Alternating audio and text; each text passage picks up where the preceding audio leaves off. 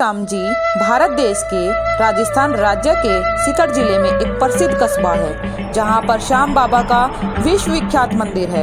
ये मंदिर करीब 1000 साल पुराना है, जिसे 1720 में अभय सिंह जी द्वारा मंदिर का पुनर्निर्माण कराया गया था।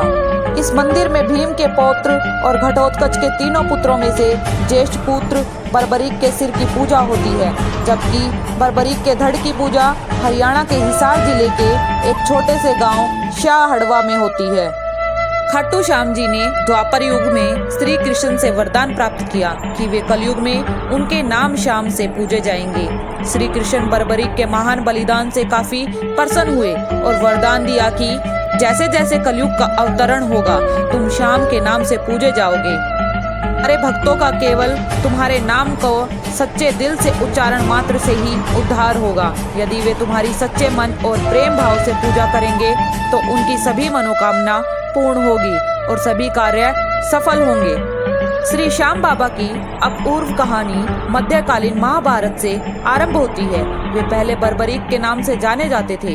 वे अति बलशाली गदाधारी भीम और माता अहिल्यावती के पौत्र हैं। बाल्यकाल से ही वे बहुत वीर और महान योद्धा थे। उन्होंने युद्ध कला अपनी माँ तथा श्री कृष्ण से सीखी। महादेव की घोर तपस्या करके उन्हें प्रसन्न किया और 3 अमोघ बाण प्राप्त किए।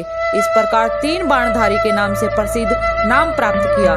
दुर्गा ने प्रसन्न होकर उन्हें धनुष प्रदान किया, जो उन्हें तीनों लोकों में विजयी बनाने में समर्थ था।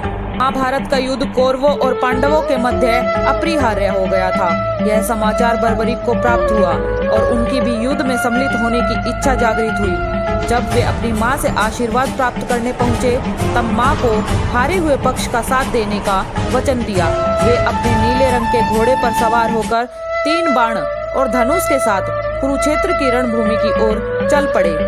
सर्वव्यापी श्री कृष्ण ने ब्राह्मण भेष धारण कर बर्बरीक का भेद जानने के लिए उन्हें रोका और उनकी बातों को सुनकर उनकी हंसी उड़ाई कि वह मात्र 3 बाण से युद्ध में सम्मिलित होने आए हैं। ऐसा सुनकर बर्बरीक ने उत्तर दिया कि मात्र 1 बाण शत्रु सेना को परास्त करने के लिए पर्याप्त है और ऐसा करने के बाद बाण वापस तुणीर में ही आएगा। यदि तीनों बाणों का प्रयोग में लिया जाए तो पूरे ब्रह्मांड का विनाश हो जाएगा। यह जानकर भगवान कृष्ण ने उनको चुनौती दी कि ये इस वृक्ष के सभी पत्तों को वेद कर दिखलाओ, और वे दोनों पीपल के वृक्ष के नीचे खड़े थे। बर्बरीक ने चुनौती स्वीकार की और अपने तुणीर से 1 बाण निकाला और ईश्वर का स्मरण करके बाण के पत्तों की ओर चलाया।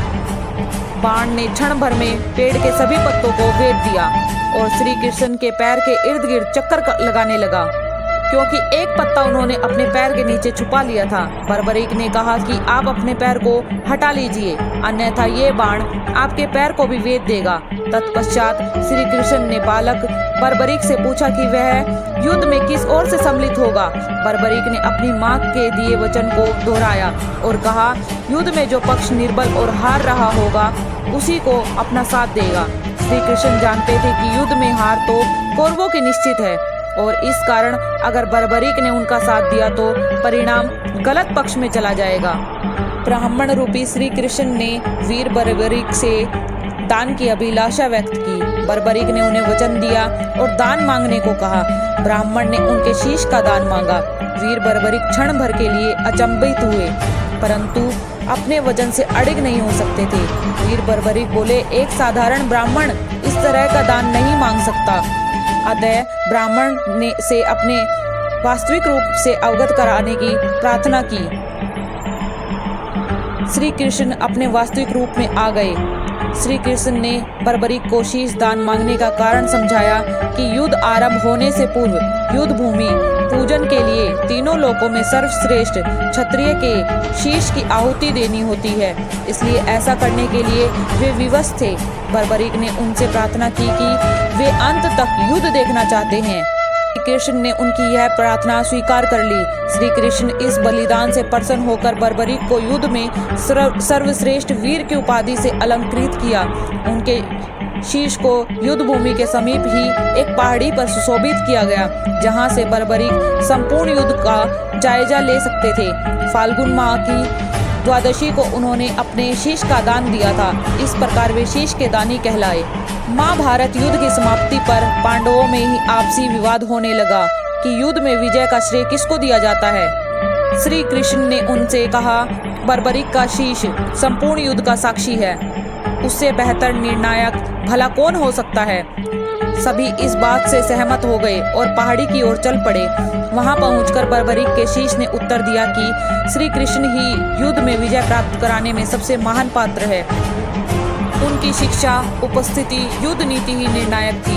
उन्हें युद्ध भूमि में सिर्फ उनका सुदर्शन चक्र घूमता हुआ दिखाई दे रहा था, जो शत्रु सेना को काट रहा था।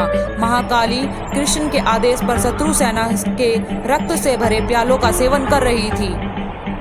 इस प्रकार कृष्ण वीर बर्बरीक के महान बलिदान से काफी प्रसन्न हुए और वरदान दिया कि कलयुग में तुम श्याम बाबा के नाम से जाने जाओगे, क्योंकि उस युग में हारे हुए का साथ देने वाला ही श्याम नाम धारण करने में समर्थ है। उनका शीश खाटू नगर में दफनाया गया, इसलिए उन्हें खाटू श्याम बाबा कहा जाता है। एक गाय उस स्थान पर रोज आकर अपने स्तनों से दुग्ध की धारा स्वतः ही बहा रही थी। बाद में खुदाई के बाद वह शीश प्रकट हुआ, जिसे कुछ दिनों के लिए एक ब्राह्मण को सुपुर्द कर दिया गया। एक बार खाटू नगर के राजा को स्वप्न में मंदिर निर्माण के लिए और वह शीश मंदिर में सुशोभित करने के लिए प्रेरित किया गया। इस प्रकार उस स्थान पर मंदिर का निर्माण किया गया और कार्तिक माह की एकादशी को शीश मंदिर में सुशोभित किया गया। तभी से खाटू में श्याम बाबा की पूजा की जाती है। आपको यह इन्फॉर्मेशन अच्छी लगे तो आप कमेंट में जय श्री श्याम जरूर लिखें।